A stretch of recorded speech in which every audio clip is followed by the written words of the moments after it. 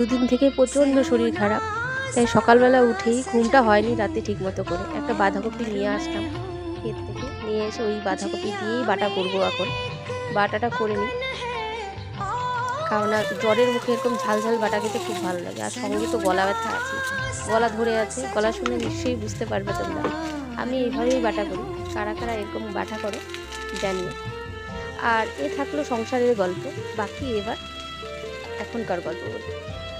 আমরা যখন বিয়ে করেছি, আমরা 90s, আমরা যখন বিয়ে করেছি তখন কিন্তু এই রোজ ডে প্রপোজ ডে বলে কিছু ছিল না। আমাদের সময় ছিল সরস্বতী পুজোর সময়ই রোজ ডে প্রপোজ ডে যা ছিল একদিন।